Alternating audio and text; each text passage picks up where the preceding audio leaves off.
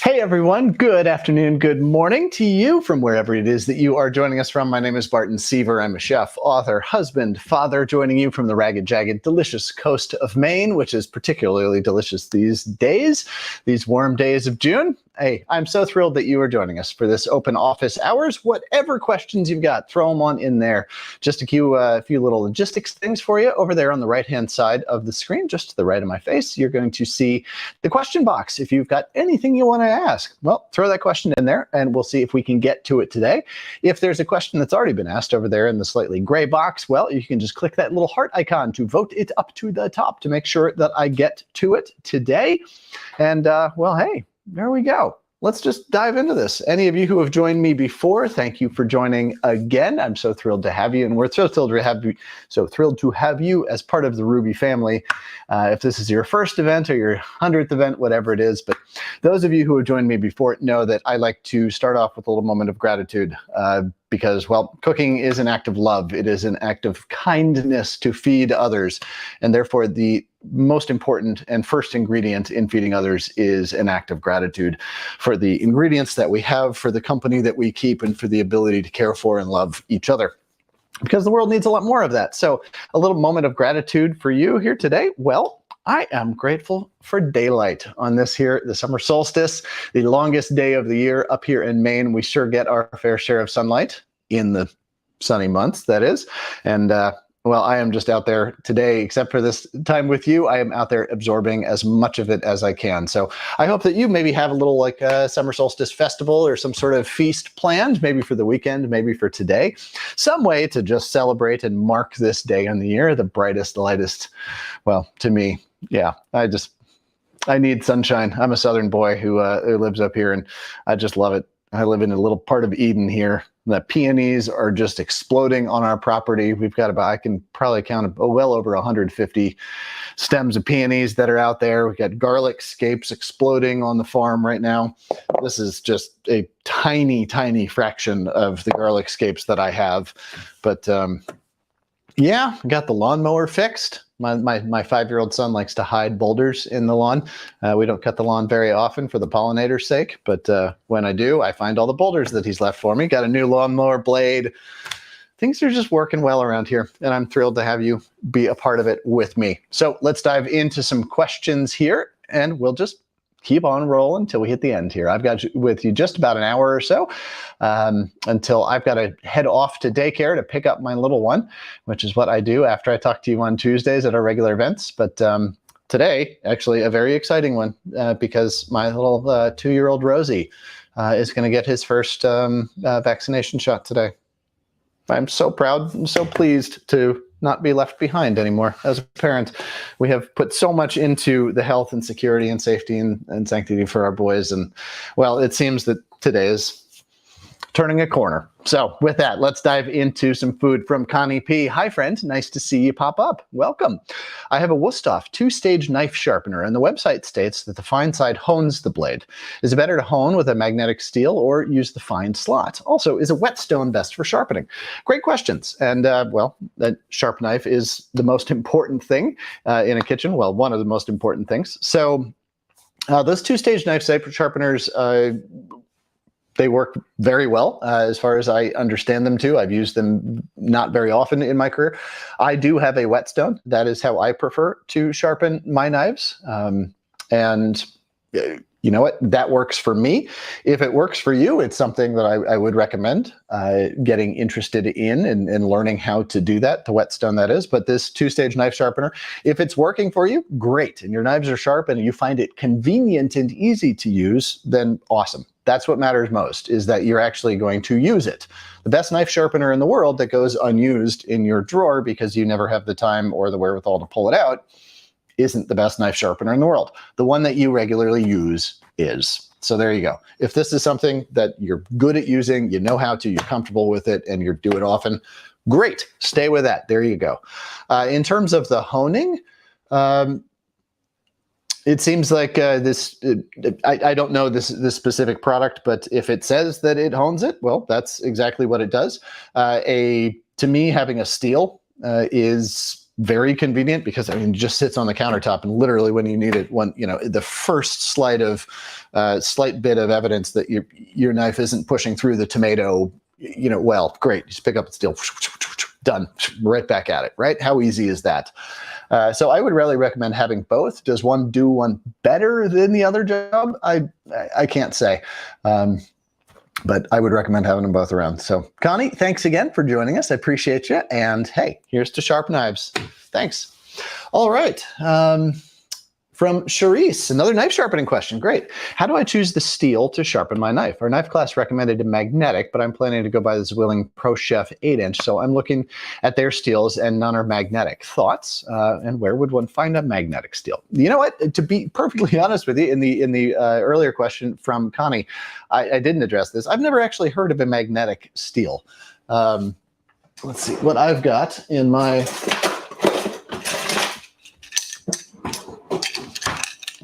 basically the same one, same thing. This one of them came in a knife set, so this is a Zwilling one. This just works just fine for me. You want something with a slightly tapered edge. It helps to sort of send the blade off and get that right little twist just at the very tip of your knife. This is a Victorinox one that I've just had for years that was gifted to me. I have two for no reason other than the fact that I can't find one sometimes in my messy drawer of utensils. And I already had them. Do you need two? Nope. You just need one you can find. That's all. Magnetic steel, though, I don't actually, as I said, I don't know that term. Diamond steel, I do know. Those are ones where microparticles of diamonds are embedded into the metal, from what I understand, and that just helps to give an extra fine hone to it. Really, I have never found anything lacking with just a common steel, whether you want the round one, as I have here, or there's some models that are flat, which have, or not flat, but they have a flatter surface that are slightly tapered on either side to help you really get that angle you're looking for. Really, just go to a knife store, go to Williams-Sonoma, go to a Sur La Table, whatever, or even just a home store, a Sears, whatever. They're going to have something that you can demo and use. You're really not going to go wrong with either of these. Really, the sharpening of the knife is what really, really matters. And when it comes to the honing, that is just the last little stage. When a knife gets on a micro level, and it's really interesting. Search this out on the internet if it's not part of the knife's course and the visuals there. But just look at the molecular structure, under a microscope of what a dull knife looks like, and all these little metal fragments and bits at the end of it kind of get frayed, and they end up being like this. I mean, a sharp knife would be this, right? And as they kind of get frayed, they look like this, and so that's going to be duller, right? And so what you do when you sharpen is you push those back, really, into their sort of original position where they really should be. Excuse me one second. That's not good when I get texts from daycare.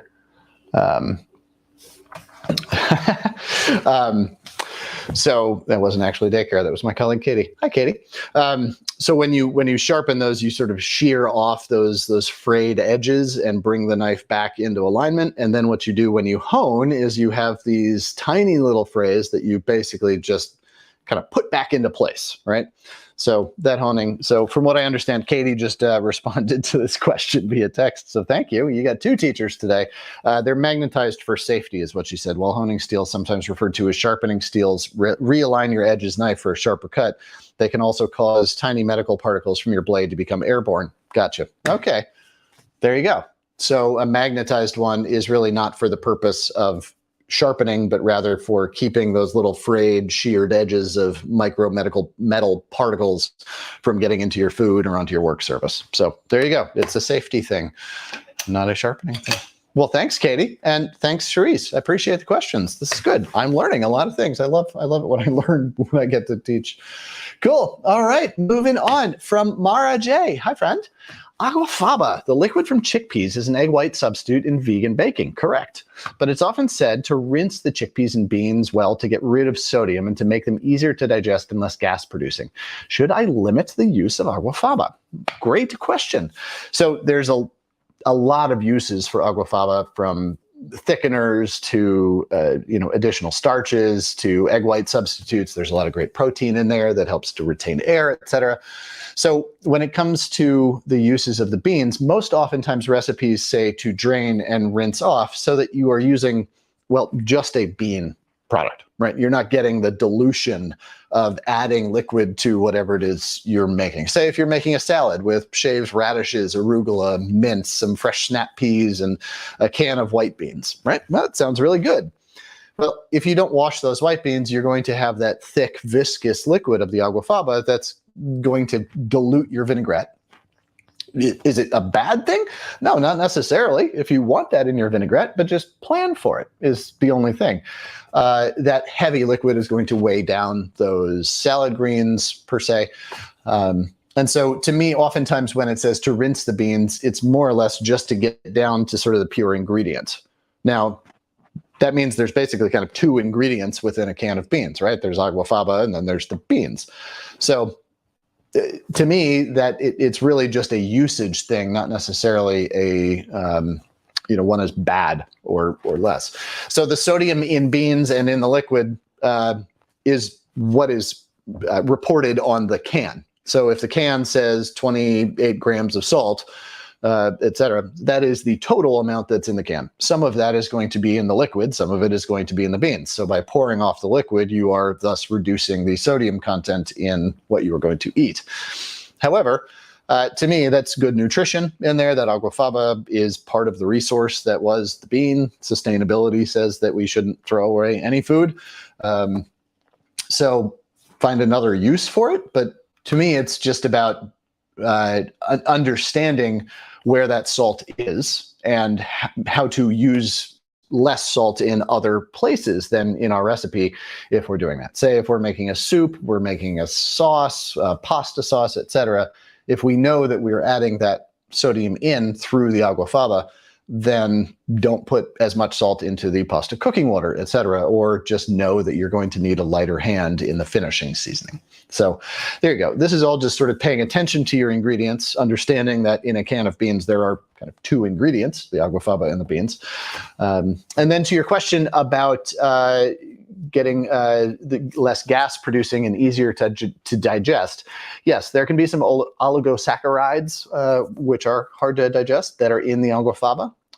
Those are also still in the beans as well. So again, you are just sort of reducing the overall sort of level of stressors that you might be introducing rather than eliminating them in any one form or the other. So if you are particularly susceptible to this, or sensitive to those oligosaccharides, yes, they can cause gas. And by reducing some of those oligosaccharides, by removing the aquafaba, does help to that effect.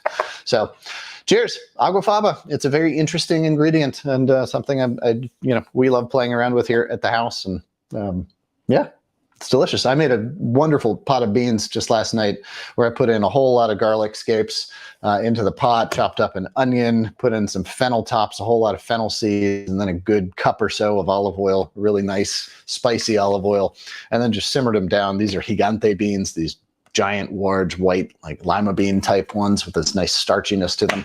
And all that oil and all those flavors all just mixed together, and they're so amazing. And you know what? The bean liquid, that aquafaba, is actually my favorite part of it because it emulsifies with that olive oil and it becomes this rich, succulent sauce. Dip your bread into it. Yay! It's delicious. There you go. Summer eating. Spike it with some vinegar, and you've got a nice, really nice room temperature bean dish. There you go. Cool. All right, moving on. Kathleen C. Hi, friend. Nice to see you. What is the best way to remove the gills from a portobello mushroom? I've used a spoon, but seem to destroy the edges of the mushroom in the process. Sure. So what I would recommend is just a paring knife, and then going around the outside. Well, let's just, I don't have anything. Here we go. What can I demo on? So here's your Portobello, right? This is actually a wood salt container cap. So yes, I am role playing here. And what I would do is, if you're using the stem, just cut off the stem, if you're not, and then just kind of flick it around like this. I mean, you just at a slight angle, because the gills, just a slight angle, so you can just kind of go like that and push them around. You can cut all the way out to the edge and then slice off that edge so that you're using a sharp edge, not just a spoon or something, which does then rip and kind of pull the mushroom apart, right? So just using a knife there, and you don't have to get them all off in one fell swoop. You can just kind of pick at it, go little bits at a time. And quite honestly, a little bit of the gills left on there, I don't bother cleaning Portobello mushrooms. Just, I don't see a reason necessarily to throw that out.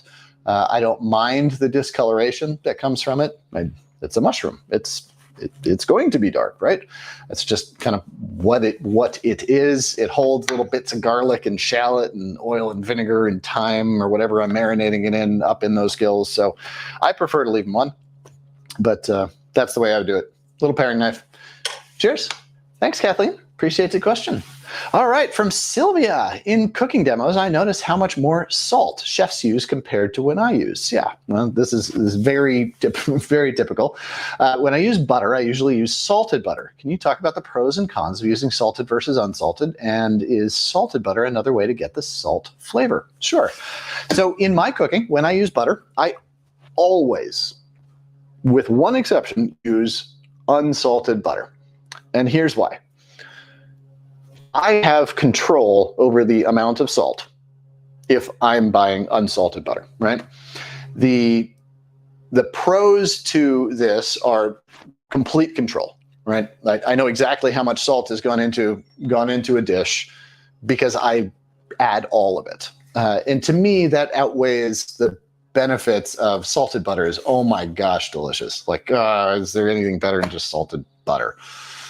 It's not the same thing if you put unsalted butter and then a little bit of salt on top of it on your bread and eat it. It's just not the same thing. It's not integrated. The butteriness of it isn't as buttery. Like I get it. But to me, the flavor blooming that comes from the salt being integrated in salted butter isn't worth the lack of control that you get there. And when you're talking about cooking a dish, the overall outcome of using salted butter to unsalted butter in terms of that slight flavor bloom in the butter itself is going to be absolutely negligible and really unidentifiable to the finished dish. I mean, if you're sauteing zucchini with shallots and a little bit of garlic, like, no, just use unsalted, make that your workhorse.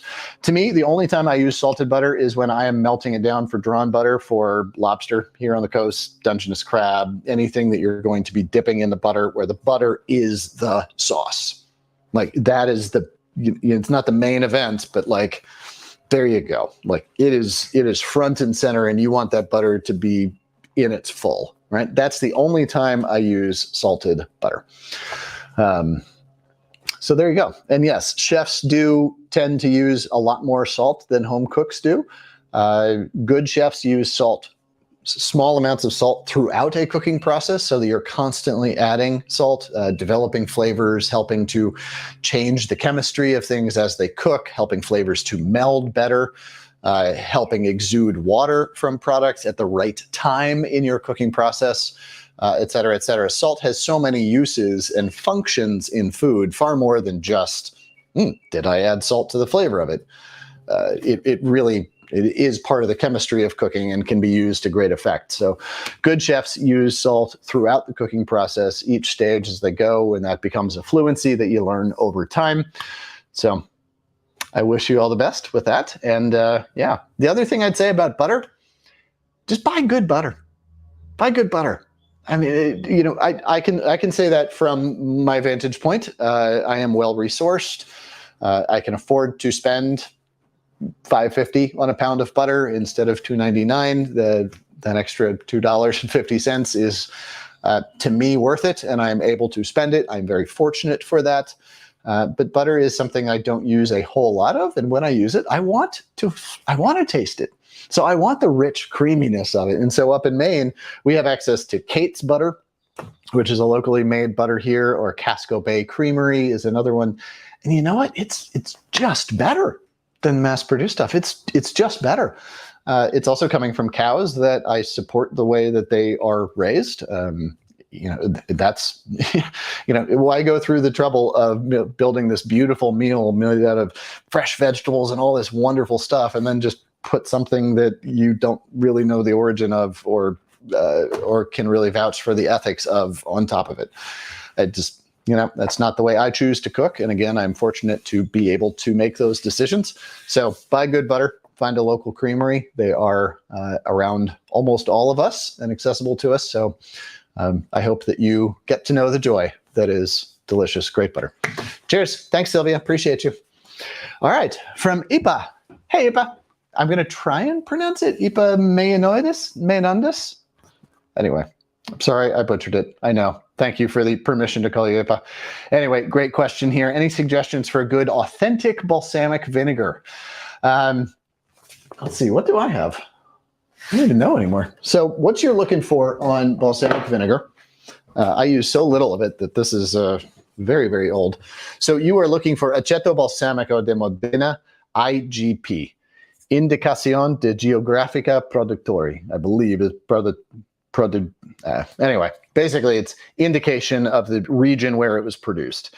IGP is a certification that says this is traditional, this is authentic balsamic vinegar made from the must of Trebbiano grapes, maybe a few others in the region of Modena, according to these processes, and then aged to this degree. 6, 8, 12 years or more in specific casks. So just like champagne can only come from Champagne, balsamic vinegar IGP can only come from Modena.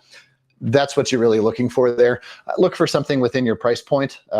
You can spend $20. You can spend $200. I'm sure if you tried, you could probably spend $2,000 on something. Right? What are you going to use it for? Are you going to be using drops of it in marinating a portobello mushroom? Go with the $20 one, $18, whatever it is, like go with that. The flavor of real balsamic is absolutely irreplicable.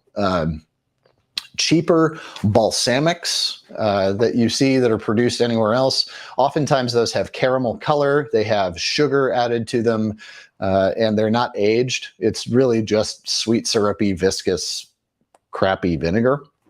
Maybe not crappy, they can have some qualities to them, but in terms of the traditional aged in a succession of barrels from oak and juniper and cherry and ashwood that all add their own flavors, like, oh my gosh, like this is a product worth paying for. Why?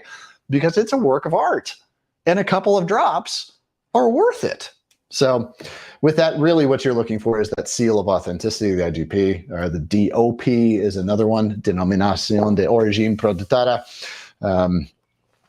which is for wines, I believe, but there's your authentic balsamico. Really, price matters. If you have an Italian specialty market, there's some really great Italian specialty markets online that you can get really great quality stuff at. So again, it's really about price point, but also thinking about how you're going to use it. So, the 100-year age stuff where you're literally just doing 3 drops on top of a scoop of vanilla gelato, yes, like that's great and maybe worth it to you. But just think about how you're going to use it. So thanks, Ipa. I appreciate you. Thanks for joining. All right, from Kathleen again. Hi. In general, how often do knives need to be sharpened? Also, I've never used a steel before, but intend to purchase one. Is it possible for me to ruin the knives that I just took to be sharpened? Well, I think that your last question sort of answers your first question in a way. And the answer is absolutely, it's possible to ruin the knives you've just gotten sharpened, but not on a steel, if that's what you were referring to. So yes, I mean, you could do this and ruin your knives. That was the back of the knife, by the way. But a steel is just something to hone the blade. You want to be at the same 14-degree angle or so, and just run the blade over that. Some people like to do it this way. I don't really understand that. Why? Well, why would I point the blade towards myself if I could point the blade away from myself instead? All right? Just make sure there's nobody standing right here or right here. Anyway, so that's how you use a steel, is just get that angle down. There you go. Just drawing it out. You make sure you get from the hilt all the way up to the tip so that you're starting there. You don't have to do it fast. You don't have to do chef style. You can, that works just as well. Just a few passes and you're already there. So can you ruin your knives that have just come back from being sharpened? No, unless you're just abusing the knife and you've got bigger problems. So that's how you use a steel. How often does a knife need to be sharpened? As soon as you notice that it is not cutting very easily. You know, a knife is a tool. It is a tool that allows you to do things very easily, right? As soon as you start having to saw, or it's not getting through that tomato skin, you know, they show those things on, you know, the ads where they have the piece of paper and they do that. Or like, you remember in the movie The Bodyguard, when Whitney and Kevin finally get down to doing it, and like he takes off her shawl and like throws it up in the air and it falls down over the blade of the sword that she's holding, you know, like it's a pretty great scene in the movie, right? And it, like the shawl rip, you know. Knives are never that sharp. They're just not in our world, not in our reality. Kathleen, just, you know, we're cooks, right? We're just trying to get through Tuesday. Does the knife cut through a tomato? Great, it's sharp enough. Do you have to work at it? Okay, then it's time to sharpen again. So if you're here and, you know, this knife is ready to be sharpened, you can see, I think this is on the camera. It goes through, but I had to do 2 passes. So first thing to do, give it a couple of passes on the steel. Does that make it better? Not really. Okay, it's time for this knife to be sharpened. You don't ever want the knife, you know, when I was explaining that, like, this is a sharp knife where the metal looks like this. This is a dull knife when the metal gets frayed and blunted down to this, right? So you sharpen it back to this. Sometimes that honing will just do that, and that's enough just on the steel. But you never want your knife to get down to this level. That means that you've been struggling with a knife for way longer. This doesn't happen all at once. And if you've got a good cutting board, I use a wood cutting board. This is cherry, or I use maple or oak. I don't really love the plastic ones. I do have some that are made from recycled plastic, but glass ones are no good. Those blunt knives really quickly obviously don't cut on metal, don't cut on other hard surfaces like stone, etc. So really, as soon as the knife, to me, a super sharp, let's just reduce all this down and say, to me, a super sharp knife is a pleasure to work with, right? I mean, you're cutting your garlic and it's just like butter, right? I mean, you're slicing your tomatoes and those slices are just, and it's just beautiful. And the action of, you know, you're just not thinking about it and it's just, it flows through, right? A great knife should be a pleasure to use. As soon as it becomes not a pleasure to use, hone it before it gets down to being dangerous and not a pleasure to use. So there you go. I cook every single day in my house. I cook 3 meals a day in my house. I'm using knives throughout my days. I sharpen my knives about once every month. So there you go. All right, Marcy. Hi, friend. Hey, nice to see you again. I purchased a copy of 2 If by Sea. Thank you. I appreciate you supporting me. That's one of my cookbooks that's out there. The Canadian Rule, Game Changer in Trout Fillets with Iod. Woo! Thank you. I appreciate it. The Canadian Rule is a rule that was come up with in the 1950s from a home economist about cooking seafood, and it's about 10 minutes per inch of thickness. I would reduce that down to 8 inches of cooking per inch of thickness on a piece of fish. 7 to 8 minutes is really where I prefer it down there. So I'm glad you tuned into that. Do I have a favorite of the books that I have written? Thinking that I may add one of yours or more to the cookbook collection. Well, what a great question. Thank you. I really appreciate that. I'm going to go get one. I'll be right back. Well, I'll just get the 3 that are in front of me. Thank you for this question. I really appreciate the opportunity to show off a little bit about it. I know that a lot of you are forks over knives folks, really dedicated to your health and improving. I did write a book about seaweeds, sea greens, I call them. Why do I call them sea greens? Well, because seaweeds are the things that your brother might have thrown you into the water and held your head under the seaweed when you were a small child, and you might have bad memories about that. Did I just reveal something? Anyway, sea greens is the idea that I gave you a culinary association with them right off the bat. Sea greens, how do I use them? Oh, they're greens, right? So this is a really interesting and very incredibly sustainable industry that I really like to support, especially here in Maine. My most recent one, Marcy, The Joy of Seafood. This is probably the one I would recommend. This has just under 1,000 recipes, no pictures. It's all just black and white, and we have almost 100 species of seafood in here. Most of these recipes are things that you can do just out of the pantry. The idea is that you went to the store, you found some seafood that you really liked, that looked really good, that inspired you, and then you come home and you open this and figure out what to do with it then. You don't go to the store with a recipe in mind. Some of these are just citrus-crusted halibut cooked in papillote, teriyaki glazed halibut, poached halibut with green goddess dressing, steamed halibut with orange and star anise. This is different from my other cookbooks in that it's not so much composed meals.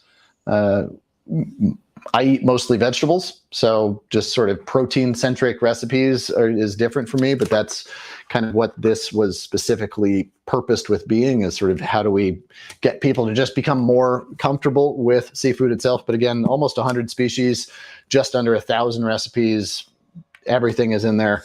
All of them pretty much easy to use and to do. So that I consider this the user's guide to seafood, the recipes, and I also wrote the owner's manual to seafood, which is American seafood. This is not a cookbook, but this is a culinary and anthropological history of every species that's landed in the United States, with some really, really lovely photography. Images that I sourced from all over the place, Library of Congress to friends of mine who work on the water. But really the bulk of this is a catalog of those species. And while it doesn't have recipes per se, it will tell you how to think about the fish, how to cook it, what techniques are right for it, what flavor profiles really go well with it, what you're looking for when you buy it, etc. And it's got everything from barrel fish and black drift fish to big eyes and, well, everything else in there. So even pictures of Mr. Hemingway. So again, not a recipe book, but this is the sort of the cultural and cook's companion to all things seafood. So that is my love letter to the seafood industry as well. So, hey, thanks so much for asking the question. I really appreciate that. You sort of asked me to pick, which of my children I like the most, because books kind of are like that. But yeah, those are just the ones at hand. But I will say that my very favorite book I ever wrote is a book on grilling called Where There's Smoke. I look back at that and just there was never a time in my cooking career where I more fully occupied the spiritual space of my own home kitchen than when I was writing that book. Just all of the recipes in there, my colleague Katie and I, my business partner, every time we go back to that book, we look through it and we're just like, damn, I want to eat everything in this entire book. It's just it's probably just when I was humming, firing on all cylinders the most in my career. So anyway, so you asked for maybe one more book. That's 4. I have written 8 in total. My wife thinks I have a book problem. Such is life. Anyway, hey, thank you so much. I really appreciate the opportunity to share a little bit about my work. Thank you for helping to sustain me, a sustainer of seafood and of people. So thank you. Appreciate you, Marcy. And enjoy, enjoy, enjoy. All right, from Mary C. Do you recommend the Meson carbon steel wok, I believe, for an induction stove?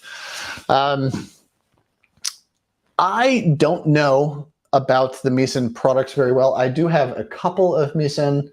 I've got the small nonstick pans. I've got one of their carbon steel pans as well, which I very much like. Sorry for that bang in there. So this is my Misan carbon steel one that I like very, very much. It's a very effective pan. It did not season very well when I got it. It seasoned very disproportionately, which was a little bit weird. But through use, it's gotten good. They're now selling a pre-seasoned carbon steel. And carbon steel to me it's as good as cast iron, except it's a lot lighter. I'm still pretty strong. I'm still young and all that, but I couldn't do this with with cast iron all that much. So I really like that. But when it comes to induction and woks, I'm not really sure how that works. Because the whole point of a wok is the massive amount of surface area that you have. And induction only works on where it is touching. And so you're talking about a flat surface, and a flat wok is called a saute pan. So I'm not really sure how a wok would work on induction. You know, the idea is, and if you look in Asian kitchens, especially where woks are used all the time, oftentimes there are these massive burners that go all the way up the sides of the wok so that you're heating that surface area all the way through. So I'm sorry that I don't have a better, sort of a first-hand answer for you there. I'm just kind of guessing my way through some issues that I might see there. And it's not with the carbon steel wok, it's really with the induction that I'm not sure how that's going to work out. So cool. Interesting question, though. And you know what? I am planning to go induction. I have this absolutely beautiful stove over here that is an environmental nightmare, as gas stoves are. And I have committed myself and my family to going completely fossil fuel free in our house with all of our yard farm equipment. We went solar last year. We've gotten rid of heat pump. We got rid of our oil and kerosene burners that we inherited as part of, well, that were part of the house when we bought it. And the cooking is really a big part of that. Only 40% of the heat generated on a stovetop, a gas stovetop, actually ends up in the pan, as opposed to induction where it's about 100%. So 60% of that fossil fuel is being burned off into our atmosphere for no purpose. I would love to get rid of the giant tanks that are out there. I'd love to get more efficiency. Induction burners nowadays they are wicked good. The quality on them is amazing. Problem is I have a whole lot of beautiful copper pans that I invested a whole lot of money in that I saved up like 2 years worth of Christmas presents for and finally bought for myself. And the copper pans don't really work on induction at all. So sort of, yeah. But I'm also of the mindset that, you know, what happens to this thing? Is it better to not waste all that this is and buy something new and shiny? You know, I haven't quite figured out the whole life cycle of that assessment yet. But anyway, I appreciate your question. I know I kind of went out of bounds there on that, but well, I guess on a tangent there. But yeah. Hey, I hope it works out for you, man. And good for you cooking with induction. All right, got a couple other questions for you. I'm sorry, that was from Mary C. So thank you. What type of whetstone do I recommend? Let's see. I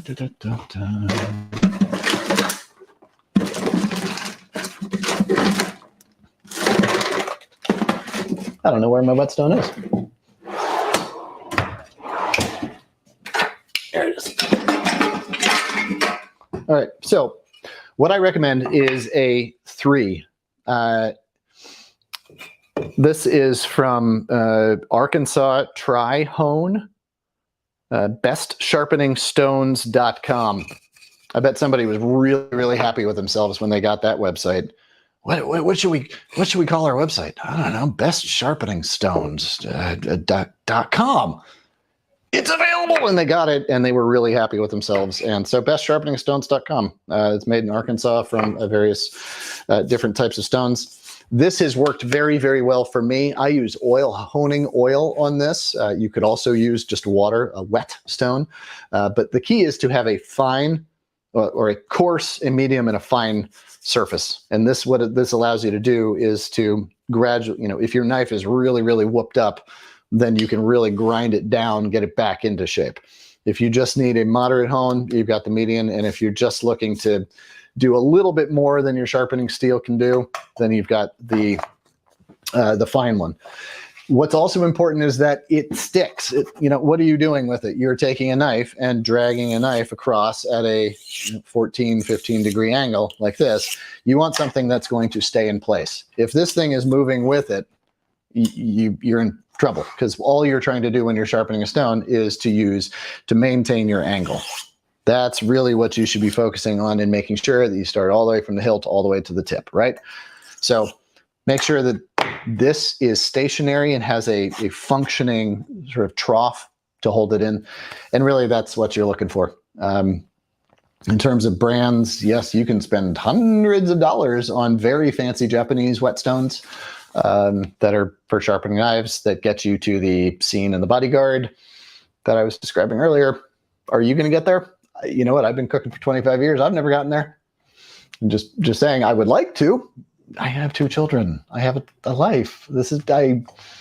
I don't have time. I have chosen not to devote my time to that specific endeavor and pursuit. How's that? This has served me very, very well. There you go. I hope that you find what serves you well. Mary C., appreciate you joining. All right, from Marcy again. Oh, you're fun. Yes. Okay. P.S. the Moroccan catering event. Yes, of course. How did that go? You went very well. Did mostly plant-based with one dish, not plant-based. Still not sure I want to build a catering business, but it was a great way to use the skills I'm learning from Ruby. Appreciate you. Well, Marcy, we appreciate you.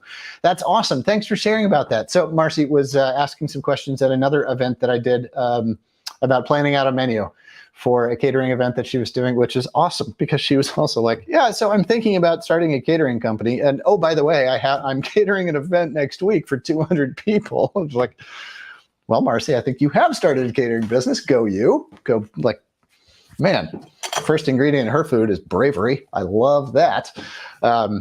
So thanks so much for sharing how it went. That's really awesome. I really appreciate you joining these. Cool. Makes me happy. All right, from Kathleen, thank you very much. I always learn something from these office hours. Well, I appreciate that. That is why we do them. We are here for you, part of the Ruby family. All right, from Charisse, what's the best place to buy seasonings? Where I live in Hawaii, it's difficult to find unique seasonings in the grocery stores. Cheers. Okay, Charisse. I'm just going to do a plug for some very good friends and neighbors. This is a group called Skordo, Skordo. I don't know their website. It's Skordo Spices. If you look them up, they're based here in Maine. They do a really very wonderful job of sourcing spices from all over the globe. They have basically the full selection. Not only do they do single individual spices that you might be looking for, but they also have a number of blends that they make, things that you would know, whether it would be like a za'atar spice or like a blackening spice, to more creative ones that they themselves have come up with. They have really the entire spectrum of things. They do mail order, of course, online. So I recommend them. They are friends and neighbors, and I love them. I just really admire them. And they also put a good deal of effort into ethically sourcing their spices as well. And they sell a lot, so the spices are fresh. So another site that you might look into is Burlap and Barrel. Is a site that was formed by a couple of spice merchants fairly recently, and they do a really very nice job as well. And they've got some fun stuff, especially over in the chili pepper side of stuff. But Skordo is a great site, and couldn't recommend them. And I know they ship to Hawaii, so there you go. Cheers. Thanks for that. All right, is that it for the questions today? 2:45. Wow. I feel like we have so much more we can talk about. Anyone else want to throw in a question here at the very end? Okay, I will give you just a minute to think of a question. In the meantime, though, I cannot believe that none of you who asked me about my garlic scapes, which is also kind of awesome, because then I just assume that all of you know what garlic scapes are, and they're a great thing. So garlic is the bulb of the plant that grows underground, and part of its natural process is to send up a big, beautiful flower, right? That gets pollinated, and that's how garlic goes on. However, as a garlic farmer who's interested in the bulb, sort of the storage root of it, right? Storage bulb. I don't want it to go to flower. And so halfway through the growing season, so we're now in middle of June, we'll be harvesting in about middle of July. I've got about 1,600 heads of garlic that I grow on my farm here. You got to go out and cut these scapes off that the plant sends up. I like to cut them off when they've reached one circle. These will get a couple more circles. They're just all sorts of unwieldy, beautiful things. They're just gorgeous, right? What do they taste like? Well, if you said garlic, congratulations, you were right. However, it's very soft, it's sweet, it's nutty, aromatic. It's not that big, bold, spicy garlic to it. I mean, it's still fresh, it's green, it's vibrant. Like this is the youngest part of the plant, right? The freshest, brightest, most ebullient, sort of vibrant part of the plant. Well, that's what the flavor is, but garlicky. How do they eat? Well, they eat basically like a green bean that has a very pleasant garlicky flavor to them. How do you use them? You just saute them and eat them. And they're kind of fun to eat because you kind of just like work your way down like a Twizzler kind of thing, right? They can be a little unwieldy in the pan because you want to make sure that you get good sort of surface contact so you get that heat transference to actually cook them. They're incredible on the grill. They char up beautifully. Garlic Scape Pesto is a great way to take care of in all-at-once abundance, which I have 1,600 garlic scapes. This is 40 garlic scapes. I have a lot of garlic scapes. So garlic scape pestos, make a puree out of them, simmer them in a little bit of stock with some butter or olive oil, and then make a puree out of them, which is soft and sweet. And that puree can be added to bolster soups and stews throughout the season, especially into the winter months. You can smoke these as well and then puree them, mix them with a little bit of olive oil. So you have this sort of starter base that can be just thrown into a dish of sauteed zucchini, whatever it is, into your braises, used as part of a vinaigrette or a marinade. It's awesome. So there you go, garlic scapes. And I got a couple more questions out of you. Hey, Ipa, again, how about opting for a vitro ceramic stovetop instead of induction? Interesting. Yes. Okay. I haven't looked into this really because I'm still sort of trying to figure this out, but thank you for that prompt. I actually had gotten sort of so stuck on induction in my head that I hadn't gone to other ones. So, hey, thanks for that. Appreciate it. See, I learned something. You helped me too. All right, Charisse, Well Your World makes awesome steak seasonings and free shipping orders over 50. That's from our other friend, Diane. Thanks for joining in. Appreciate this. Diane, thanks for the great suggestion. Well Your World. What a great title. What a great title. Cool. All right, another one from Charisse. How do you prep lemongrass for cooking? Okay, lemongrass. Do I have lemongrass? I don't. So lemongrass looks a lot like a grass, but it's sort of a hard fibrous leek, if you will, in the way that it grows, and it's sort of tapered towards the top. The way that I prep lemongrass is any of the dry outer hull leaves on it. I will peel those off and discard those. If I'm making a stock or something, sure, I'll just throw those in there. But I would not want to eat that. Say if you were mincing it up, dicing it up to add to a dish where it's not going to be extracted out later. What I do for that is then I will cut it in half lengthwise and sort of use those softest inner shoots or leaves that have the least fibrous texture, and that you can mince up very finely to use in something like say a tom kha style soup, etc. Mixing in with labneh or Greek yogurt and some olive oil to make a really interesting and textured sort of Mediterranean dish. Some cracked fennel seeds in there as well, would make a really, really nice dish, dipping your pita or your chips in. But otherwise, when you are generally going to saute it into something, I would put it in pretty large pieces so that you can get them out. Just something like basically the size of a bay leaf, something an inch wide or something, so that you can get enough surface area and extraction of the flavor through the cut sides, but also so that you're not going to be boring yourself trying to pull out each last little bit. The other thing is that once it's cut, take the back of a knife and just bruise it. And what you're doing there is you're just bruising it a little bit, exposing some of those volatile olfactory chemicals to it. So you're exposing its scents and its oils that are inside so that they just infuse into the dish a little bit more. So there you go.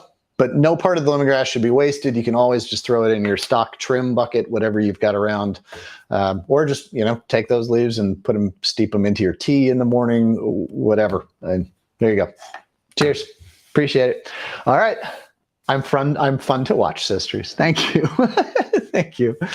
You know why? Because I enjoy this. If you're going to preach a gospel, it serves you well to believe it. And I really believe in the Ruby family and what we do here and the products and the community and the people that join us. So thank you, because we do this for you. Otherwise, I'd just be sitting and talking to myself in a kitchen, which I do sometimes, but it's much better with you here, Cherise. Thank you.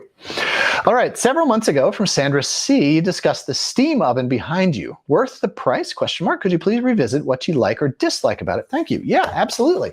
So this is the Anova oven behind me. And I got this partially because, so I've got a 5.5-year-old and a little guy that he's 23 months old. My little Rosie, he turns 2 years next month. This oven is a fascination for him, right? So I had this little guy, like, you know what I need when I'm cooking? I don't need a kid trying to get into the oven. So part of it was just I wanted an oven that sat up top that I could just feel safe about. Also, I really like steam cooking, steam convection cooking, sous vide cooking. I don't like sous vide for the plastic bags of it, but guess what? I can replicate that over here. So, Richard, I'm going to stand up, and Richard is my colleague on the back end of this production here. I'm going to stand up. Maybe he can zoom in a little bit on the stove. So, it's dirty. Guess why? Because I use it, okay? And this is reality. And I live in reality, just like you do. So my oven's dirty, and that's okay. It's deeply okay, in fact. So what I really like about this, it's got a couple of functions. So this is a $500 oven. It's $498, whatever, $500. And it's got a number of different functions. First off, it's Wi-Fi and Bluetooth connected, which I find ridiculous just because I am pretty anti-technology. As I beam to you from my kitchen in Maine, all across the world. And so take that with a grain of salt, butter. Anyway, so Wi-Fi, Bluetooth connected. It's got a whole bunch of different functions to it. You can cook from bottom and top, or rear convection. Temperature, you can cook as low as, I think it goes down to 100 degrees. So you can dry things out. Such as these peppercorns that I soaked in the brine liquid from preserving lemons, like lemon pepper, right? So I rehydrated them, and then I dehydrated them in the oven. So you can dehydrate things like that, use it as a dehydrator, as a food preserver. And then it goes all the way up to 480 degrees. So you can really get a lot of color on things. I roast chickens in here pretty constantly. You can really get a nice crispy skin to it. The primary function, though, is that it has a steam function to it. So you can actually do sous vide, and you can put it on sous vide mode, which keeps the temperature. You can't do sous vide above 212 degrees, right? Because you're cooking with water. So, but you can cook with moisture and temperature.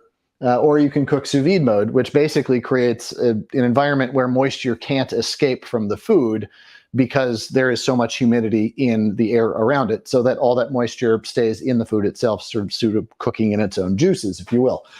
And the steam function is great because I can roast potatoes in here in no time with that steam and convection function. And we're talking like 15 minutes, I can have crispy potatoes. And yeah, it works. It works really well for breads. It bakes really well, just as a regular oven. We do desserts and everything that I would do in my oven down here. It's big enough, I think, that in the advertisements they said that it takes a 15-pound turkey, which that would be a tight squeeze. That would be a tight fit.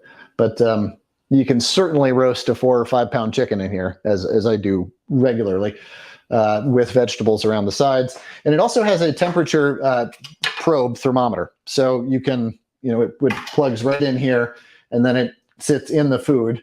And you can set your probe. It's got a timer or a probe so that you can set it. Okay, when my chicken reaches 149 degrees internal temp at 250 with 40% humidity, I pull it out, cut the humidity all the way down, and then put the heat all the way up to the top at 480, and then put the chicken back in there to crisp. So you end up being this sort of dual cooking method. So it's really low and slow, really getting all that moisture, but then you still get the crispy skin. It's really great for cooking anything where you need a temperature setting, custards, etc. It's very, very good. I love this oven. I love it. It has completely negated my need for the traditional stove oven over here. I haven't turned this thing on in a long time. It's electric, so you're getting more efficiency from it. It doesn't look bad. I have very deep countertops. My countertops are 30 inches deep. So this corner here is very, very deep. So just know that. It's a pretty big oven. And it hides well here. But this thing is that deep. And you can see how wide it is, about my shoulder's width. So if you have the space for it and you can hide it and you're not going to mind how it looks, it's great. It doesn't need any ventilation. So I love this thing. I use it all the time. I love it so much that I've stopped using my beloved toaster oven even. Any of you who've joined me before know that I love my toaster oven. That was my Father's Day gift. My wife actually upgraded my toaster oven. I'm a blessed man. Life is good. So there you go, a Nova oven. Hey, Richard, thanks. You put that, the precision oven, you put that right up there. Sandra, great question. Thanks for joining us again. It's always lovely to see familiar faces. Do I ship garlic scapes out from Melissa? Hi, Brent. No, I'm not shipping on our farm. We're just doing sort of direct sales to folks here in the area. But no, but you can find garlic scapes anywhere. I saw them at Whole Foods. I was there just the other day. They've got them markets like Wegmans. I'm not sure where you are in the country or what country. But you should be able to find them. Farmers markets for sure will have garlic scapes galore right now. People might even pay you to take them. Cheers. Diane, as a new culinary student, I really appreciate you and your teaching and love of sustainability. Well, thank you so very much. I really appreciate that. And for your information, Well Your World provides sugar, oil, salt-free seasonings and dressings too. Great. Okay. I believe that was Charisse that was asking after the source on that. So great. Appreciate that, Diane. And we are here for you. All right, last question, and then I've got to go. From Sepide. Hi, what a lovely name. In whole food, plant-based cooking, how do I know when to add herbs and spices to food, beginning, during, or the end? Thanks. So this is really a function of sort of what type of herbs, seasonings, and spice it might be, how it responds to food, and also the type of food that you're doing. So I think you're going to gain a general fluency in this as you go through the course and learn more about it. Things that are wet, like tofu or soups, sauces, etc. Oftentimes the spices are added at the beginning and they are simmered in to release and steep their flavors throughout, right? That's the purpose. If you're doing a marinade, obviously you're adding at the outset. But you do also want to be careful.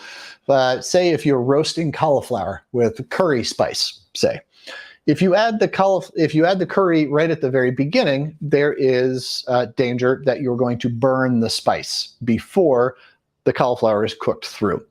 So oftentimes you'll see that a spice mixture can be added halfway through the cooking process. So just think about the spice and think about how long it might be in the oven, and use that as sort of just a fluency guide to how and when you're going to put these things in. When you're talking about fresh herbs, to me, soft herbs, parsley, chervil, tarragon, mint, cilantro, basil, those almost always go in at the end, maybe even at the table, so that their freshness, their texture, their oils, and everything stays intact so that you're really getting the most out of them. Things like hard herbs, rosemary, thyme, bay leaf, lavender. To me, in sage, even though it's a soft herb, it's kind of used in the way that a hard herb is. I add those in at the beginning because oftentimes you don't really want to eat those, but you do want those lovely oils and those flavors to seep into the dish and really permeate everything that you're doing, right? So hard herbs sort of towards the beginning, soft herbs at the end. Hard spices, fennel seeds, caraway, mustard seeds. I'm just looking at, whole cumin, whole coriander, things like that. Add those in at the beginning, especially when you're talking about wet foods, sauces, things where it simmers in. You want them to rehydrate and soften up. So if you're stewing tomatoes, say, put your fennel seeds in, your bay leaf right at the very beginning. The exception to that, and you know what, this might be fighting words to some of you, is black pepper. In my opinion, almost every cook in the world gets black pepper wrong. Why? Because we've just been told to do it this way. Add your salt, add your pepper, right? Yes, well, salt makes things.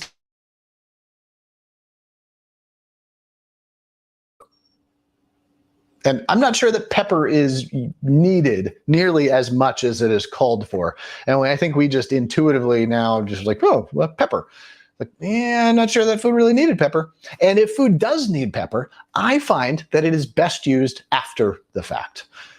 I mean, on a steak au poivre, which is not in your whole food plant-based cooking diet, or whether you're doing a cauliflower steak au poivre, great. Okay, yes, put it on at the very beginning because that is the purpose and nature of the dish. But otherwise, what I've got is a small amount, it's probably filled up to about here, of peppercorns that I've toasted in a pan, dry pan, to release those oils, to bloom those flavors, to really bring out all of the beauty and essence of them. I toast them, and then I put them in the peppercorn, and then pepper grinder, and then I use them right at the time of service, right? Just at the very end, right over the top of things, just for the heat of the food to kind of re-bloom it just again, but just a little bit goes so long away there. And I buy really good peppercorns that really taste like something.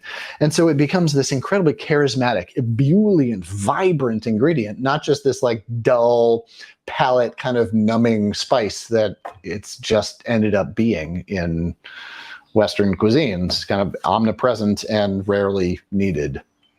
So the other thing, I have a big fan of fennel.